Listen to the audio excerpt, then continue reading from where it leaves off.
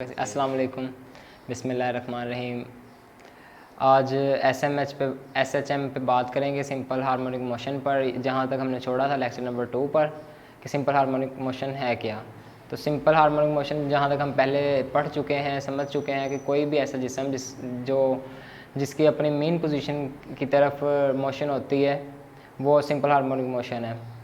तो जो डिस्प्लेसमेंट और एक्सेलरेशन डायरेक्टली प्रोपोर्शनल होते हैं एक दूसरे के, वहाँ तक हम पढ़ चुके हैं। तो आज हम स्टार्ट करेंगे कि conditions of simple harmonic motion, उसके अलावा डिस्कस करेंगे motion of mass attach with spring, और उसके अलावा बात करेंगे हुक्स लॉ पर और स्प्रिंग कांस्टेंट पर। तो आज के हमारे टॉपिक हैं कि सबसे पहले हम देखेंगे conditions of simple harmonic motion.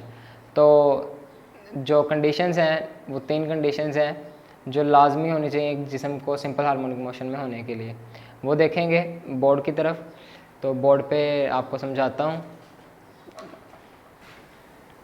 Simple harmonic motion and waves chapter का नाम है हमारा ये। आगे हमारे पास आज का जो टॉपिक है वो है conditions for simple harmonic motion. तो पहली कंडीशन हमारे पास है, आप ये बस मैंने तो साइंस दी हैं, आप लोग इसको याद करेंगे और लिखेंगे और इसको एक फॉर्म में लिखेंगे, इंग्लिश फॉर्म में। तो अभी हमारे पास है a directly proportional to d, यानी हमारा acceleration must be directly proportional to displacement. पहली शर्त यह है कि हमारा जो जिस्म है उसका जो एक्सेलरेशन है वो डिस्प्लेसमेंट के डायरेक्टली प्रोपोर्शनल होना चाहिए। जैसे मैं यहाँ पे अगर एग्जांपल दूँ, जैसे एक स्प्रिंग के साथ जिस्म बंधा हुआ है, उसको जितना ज़्यादा हम आगे की तरफ खींचेंगे वो उतना ज़्यादा डिस्प्लेसमेंट होगा, और जितना ज़्यादा डिस्प्लेस होगा उतनी ही ज़्यादा उसमें एक्सेलरेशन पैदा होगी, एक्सेलरेशन चेंज आएगा। तो एक्सेलरेशन जो है, एक्सेलरेशन और हमारा डिस्प्लेसमेंट एक दूसरे के डायरेक्टली प्रोपोर्शनल है। जितना यानी डिस्प्लेसमेंट ज़्यादा उतना ही एक्सेलरेशन भी ज़्यादा, ये एक दूसरे के डायरेक्ट होने चाहिए। दूसरा हमारा जो है, हमारा एक्सेलरेशन हमेशा मेन पोजीशन की तरफ होना चाहिए। तो मेन पोजीशन पे बात कर लें, जहाँ पे ये रेस्ट में है ना बॉडी, कोई भी बॉडी रेस्ट में है, अभी आगे या पीछे टू एंड फ्रो मोशन नहीं कर रही, back and to and fro motion नहीं कर रही, तो वो पोजीशन कहलाती है मेन पोजीशन। इसको हम जाहिर कर रहे हैं -x से, क्योंकि ये -x है डिस्प्लेसमेंट, यानी डिस्प्लेसमेंट वापस की तरफ आ रहा है तो माइनस है। तो क्या है कि हमेशा जो हमारा एक्सेलरेशन है वो होना चाहिए मेन पोजीशन की तरफ, यानी अगर हम किसी जिस्म को आगे खींचेंगे तो वो वापस ही आएगा अपनी मेन पोजीशन में, यानी अगर वो ए पे जाएगा तो वो वापस ओ पे ही आएगा, और अगर वो हम उसको इस तरफ को दबाएंगे तो तब भी ओ की तरफ आएगा। ये दूसरी शर्त इसकी है, दूसरी कंडीशन ये है।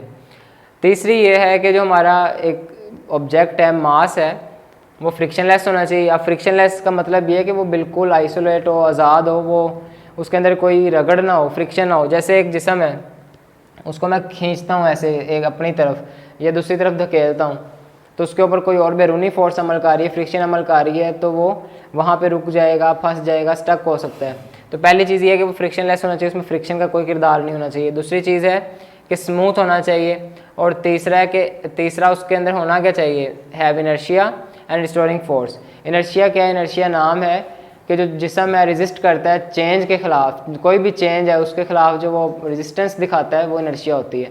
तो जिस्म में इनर्शिया होना चाहिए। दूसरा, जिस्म के अंदर रिस्टोरिंग फोर्स होनी चाहिए, इसको हम कहते हैं, ये तीसरी कंडीशन है। तो अब हम 3 कंडीशंस का रिव्यू करेंगे। पहला है कि एक्सेलरेशन और डिस्प्लेसमेंट आपस में डायरेक्टली प्रोपोर्शनल होना चाहिए। दूसरा, बच्चों मैंने आपको बताया सेंटर पोजीशन, जहाँ पे एक जिस्म रेस्ट में है उसको मेन पोजीशन कहते हैं। उसके अलावा अगर हम इसको आगे लेकर जाएँ तो तब भी ये सेंटर में आए, यानी इसकी एक्सेलरेशन हमेशा मेन पोजीशन की तरफ यानी सेंटर की तरफ होनी चाहिए। तो वो ये इसकी डेरिवेशन बन जाएगी। दूसरा हमारे पास क्या है, तीसरी जो चीज़ है वो है फ्रिक्शनलेस होना चाहिए सिस्टम। उसके अलावा स्मूथ होना चाहिए and have inertia and restoring force. अब उसके बाद है motion of a mass attach with the spring.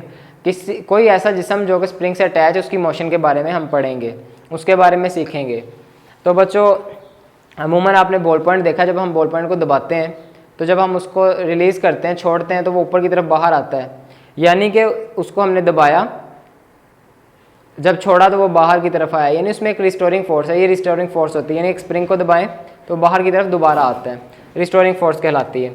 अब हमारे पास क्या है कि हमारे पास एक जिस्म है वो स्प्रिंग से अटैच है, मेन पोजीशन यानी ओ पे है, यहाँ पे ये रेस्ट में होगा।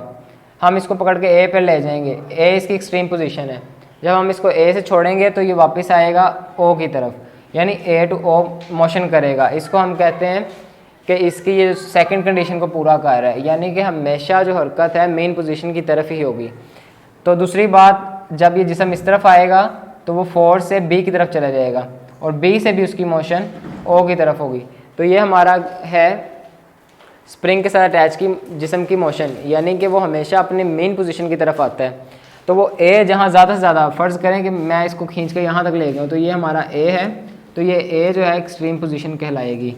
एक्सट्रीम पोजीशन का मतलब क्या है कि हद है, हद पोजीशन है, वहाँ जाके जिस्म रुका और वापस आ गया, तो एक्सट्रीम है। मास्ट अटैच विद स्प्रिंग हॉरिजेंटल, जब हम स्प्रिंग के ऊपर बात करेंगे कि एक स्प्रिंग है, अटैच है किसके साथ, एक मास अटैच है एक स्प्रिंग के साथ, तो वो हमेशा हॉरिजेंटल होगा। देखें हम कभी भी ऐसे स्प्रिंग के साथ मास नहीं लटकाएंगे, हम बात करेंगे इस तरह हॉरिजेंटल। बच्चों ये हमारा कहलाता है पैरेलल और ये हमारा हॉरिजेंटल होती है पोजीशन। तो स्प्रिंग हमेशा हॉरिजेंटल होना चाहिए, हॉरिजेंटल होगा, अमूदी होगा, अमूदी उफ़क़ी होना चाहिए। तो अब आप बात करेंगे इस पर हुक्स लॉ पर। हुक्स लॉ क्या है? हुक्स लॉ हम 9th में पढ़ चुके हैं।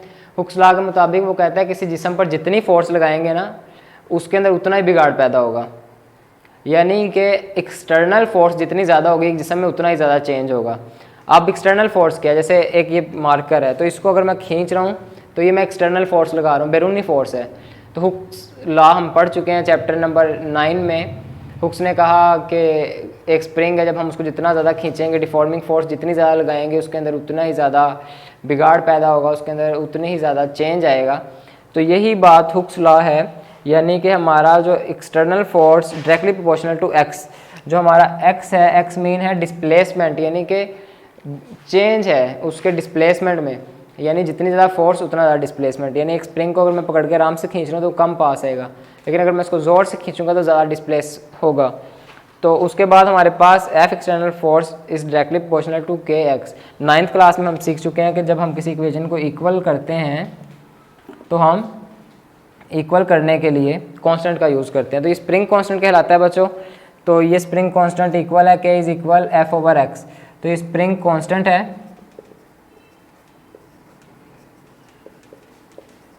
Spring constant. तो स्प्रिंग कांस्टेंट क्या है कि के is equal F over x. के कांस्टेंट है, स्प्रिंग, हर स्प्रिंग की जो एक सख्ती है, हार्डनेस है, वो हर स्प्रिंग की अलग होती है। तो वो जो हम इक्वलाइज करने के लिए के यूज़ करते हैं, यानी कि अगर स्प्रिंग ज़्यादा सख्त है तो उसमें चेंज कम आएगा, स्प्रिंग नरम है तो उसमें फोर्स के हिसाब से ज़्यादा चेंज आएगा। तो आज के लिए इतना ही, इंशाल्लाह अगले लेक्चर में हम बात करेंगे एक्सेलरेशन पर और डिस्प्लेसमेंट पे।